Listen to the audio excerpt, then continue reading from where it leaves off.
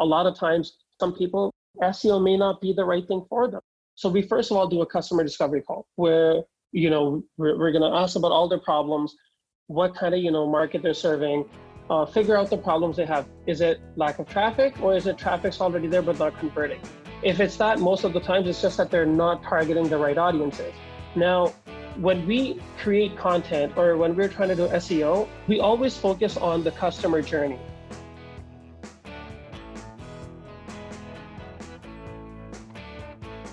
Leading Edge SEO is a full-service online marketing agency. Rankings are great, but conversions are better. That is why LE SEO focuses on converting your traffic into paying customers. LE SEO has helped countless businesses grow by connecting them with their ideal customers. Whether it's B2B or B2C, LE SEO can help you increase your sales and revenue by bringing you customers you aspire to work with. LE SEO will help customers discover you in an extremely noisy online client world and make sure you stand out from your competitors. Specializing in conversion rate optimization, CRO, SEO, paid ads, online PR, and social media marketing, LE SEO has a solution for you. You can visit them online at www.leseo.ca and follow them on Instagram at Leading Edge SEO. Enjoy the show.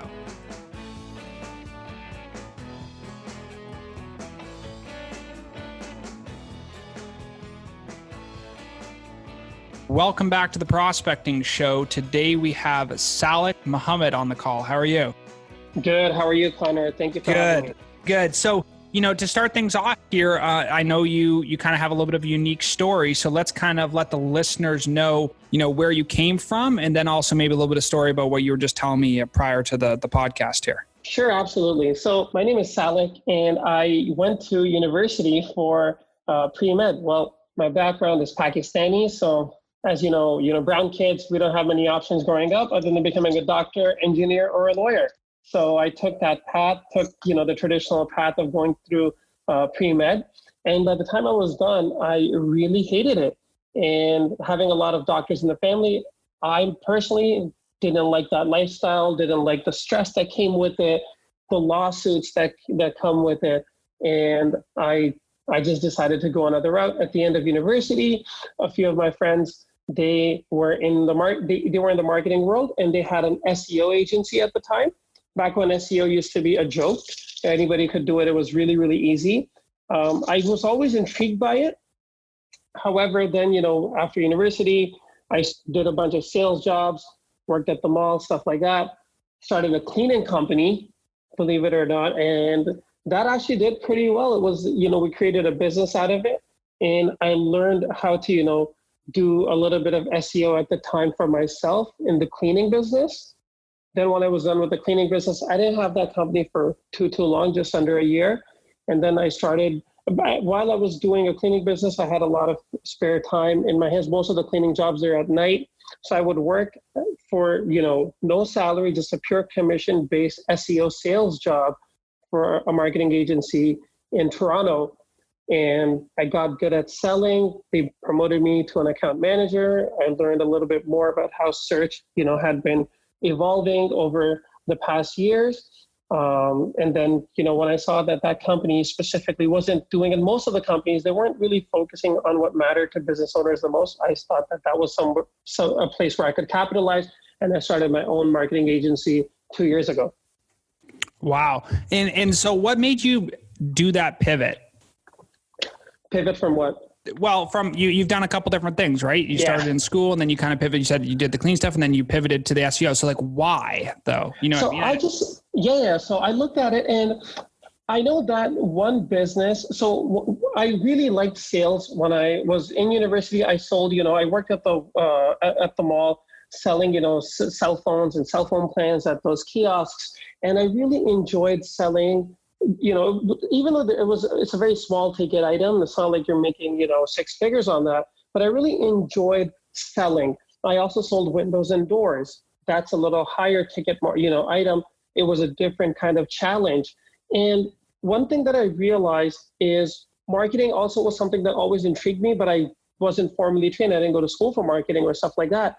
And I looked at what would be something that's always going to be in business, and looking at how we've evolved, in the 21st century, where things are going more and more paperless.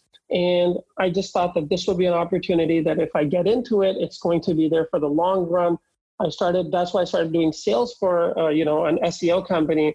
And I really enjoyed it. I actually enjoyed the sales process of that too. And I just, got really hooked into it. And then with the emerging of social media and stuff like that, it's, online marketing is going to be here for a very, very long time. And I just thought that this would be a great opportunity for me to jump on and capitalize on.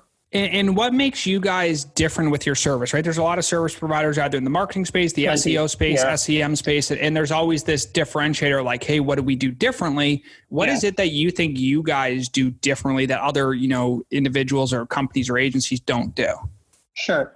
Great question. And what I pride myself for is that we're not so, I know our name, it's got the word SEO in it, but I like to call myself a conversion rate optimization agency. Excuse me. Can I cuss on this, by the way? Yeah. Go for it. So I really don't give a about rankings as much as I care about conversions. So many of the companies out there, they're so focused on, okay, we got you ranking for this keyword or this key term, but we don't really give a shit about that. And the reality is our clients don't give a shit about that either, because who cares if you're number one for, a keyword, but if you're not getting the right conversions, then, what's really the point if it's not converting into dollars? That's our most important thing, is how do we optimize conversions? And most of the clients we get now, when we started off, of course, it was just me doing everything alone. So I got really small clients, but now the kind of clients we get are clients that already have a bunch of traffic. We're trying to figure out how we can convert and, optimize the pages to, get conversions, be it signups, be it, form fill outs, or just getting people to pick up the phone and dial. Those are the problems that we really enjoy the most. Yeah, and that's a good point, because there are a lot of people who look at just purely ranking, and you're right, ranking in itself is not that critical if it doesn't convert. But the interesting thing is that if you have an e-commerce type website as opposed to a local business, I think that ultimately becomes a numbers game, right? Are you optimized for the right keyword? Are you optimized for something that matters in the industry? And ultimately, do you have a decent page that they're going to convert on, right? Because if you're a non-local, or let's say you are a local business, well, ranking for, chiropractor in my area or barber in my area, right? Those are going to be valuable things because someone's actively looking for a barber. They're probably not going to mess up spelling that, and they're looking for it near them. That's probably going to convert regardless of what kind of website you have, probably, right? Yes and no. Sometimes, websites are so, like I look at it and it's just so, they're so poorly done, be it whether they're not secure enough or whether there's not enough conversion actions, that when they're, they will get a few people, but what we're trying to do is we're trying to get as many conversions as possible. Like, for example, we just had, a large fencing company, they're all over, they service all over Ontario, and they get tens of thousands of visitors on their blog posts, which is great. Whoever created those pieces of content, it's great content, don't get me wrong. And it's ranking them for, really some really interesting keywords that are query based, but guess how many conversions they're getting out of those? Probably literally not many. Zero. Because we set up conversion tracking. We're like, okay, these guys are reading, and you just look at their app analytics, you see that you get tens of thousands of people on these blog posts that they have, beautiful, amazing blog posts that they have. But okay, what's happening now? The drop-offs are just insane. 87% drop-offs, 95% drop-offs, because people are sitting there, they're reading the content, but there's nothing else that's driving, there's nobody holding their hand to tell them, okay, hey, now I want you to, click on the call button. We have other problems. For example, we work with a company that does business security solutions. Again, a huge company based in the Kitchener-Waterloo area. And they have, thousands. So I think on one page, especially, they had 3,000 searches, 3,000 visits every single month on this one blog post. Again, great blog post that talks about, what are the security laws in Ontario for putting up a camera. which is great. But their traffic, ironically, was coming mostly from the US. And their complaint was most of the calls we're getting are just people asking us about technical things about what to do, how to put up there. So they're already non-business transactions, right? That's the thing, is it's not something that's converting into business. Exactly. It's just the wrong audience. So you could be ranking for something, but are you attracting the right audience for that piece of content that you've put out there? Those are things that we look into. And ultimately what we did is we just redirected that post to the contact page. And guess what? All of a sudden we saw, more form fill outs, because a lot of those people, who cares if it wasn't giving us any conversions? We don't care if they search for that. But we ended up, redirecting them, created a new blog post then while this was going on. Much better, a little bit, more information, more localized for Canada as opposed to the US, and got that traffic to come on that blog post, redirected them there. And then all of a sudden we're seeing, less drop-offs, more people filling out the contact form, more people calling the business and booking appointments. Well, and that's the critical piece, right? Is a lot of people are trying to figure out how to get just a pure conversion online to fill out a form, but really the conversion's to the phone, right? Yeah. And then the conversion from the phone is to the next step, which is ultimately the, either an in-person office or a visit of some type or a buy-in of the product or the service. Because at the end of the day, if you're going to spend $2,000, $3,000, $4,000, $5,000, $10,000 a month in SEO, you're going to want to have not just opportunity to talk to people, but opportunity that's going to close. Absolutely. So how do you guys optimize beyond that? Do you guys have a system in place where you kind of talk about to clients like, hey, this is what you should do, this is what you shouldn't do? Like, how do you actually get people understanding that stuff? So how we do that is so first of all, what we like to do, we don't just take anybody on. Okay, first of all is a lot of times, some people, SEO may not be the right thing for them. So we first of all do a customer discovery call where, we're going to ask about all their problems, what kind of, market, what kind of market they're serving, figure out the problems they have. Is it lack of traffic, or is it traffic's already there but not converting? If it's that, most of the times it's just that they're not targeting the right audiences.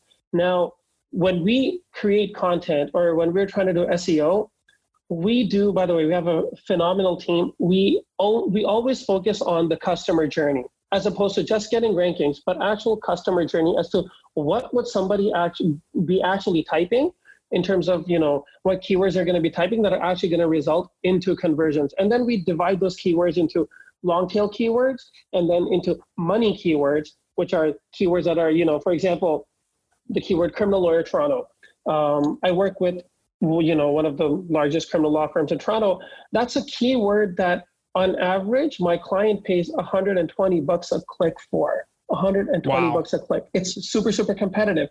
Now, if somebody comes up to me and tells me, my budget's only, $3,000, but I want you to, and I'm a criminal lawyer in Toronto.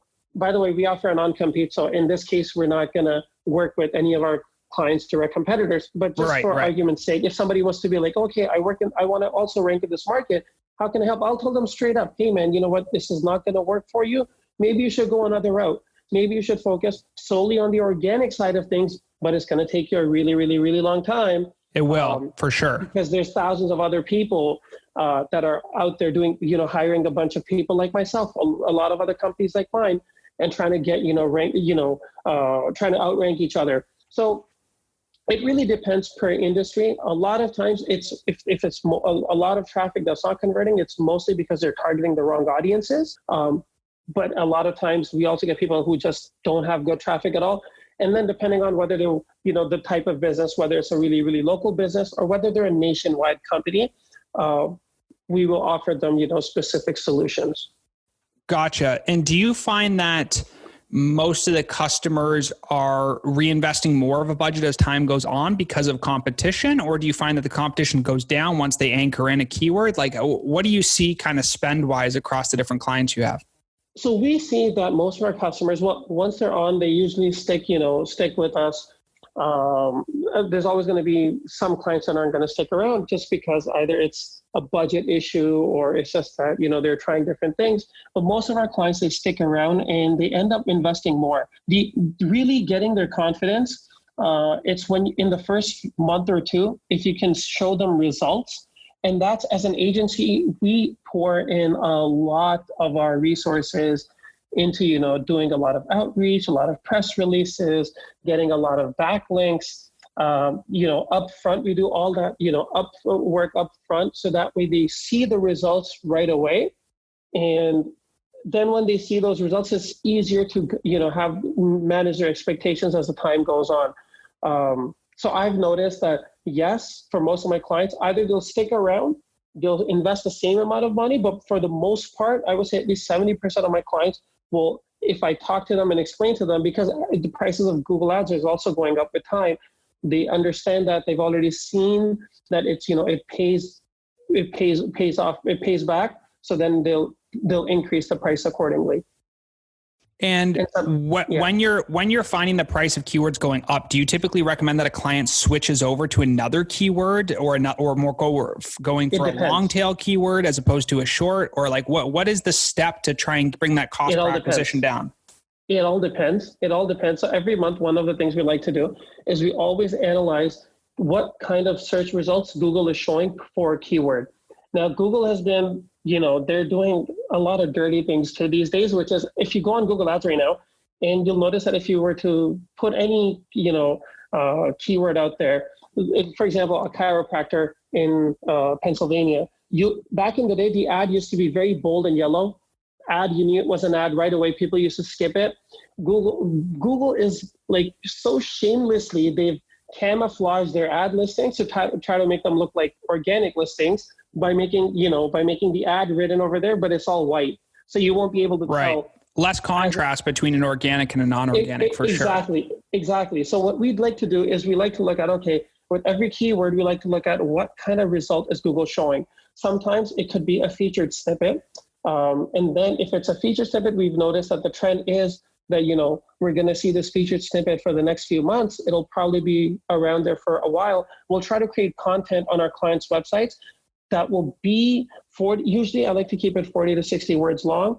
That's there on the home page to answer a certain query or a certain key, whatever that question is for that keyword, and hopefully try to get it into the featured snippet box. Try to get some rankings over there. But again, it all depends on what kind of query is it, whether it's going to convert or not. Do we, invest our time in that? And secondly, what kind of ads is Google showing? Is Google showing a lot of, ad listings for a keyword? Then we might want to focus mostly on Google Ads because, they're the puppet master. They get to decide how many ads, to show up for a certain keyword. Or if not, then we'll decide on, okay, sometimes even sites like Quora have really a lot of traction behind a certain query. So we will go on Quora and we'll try to, answer that question over there and, try to link to our client's website or create a piece of content that answers that question and then link that on Quora so that people that see that thing answered over there, they can actually go hit up that blog post from there and hopefully get them to convert.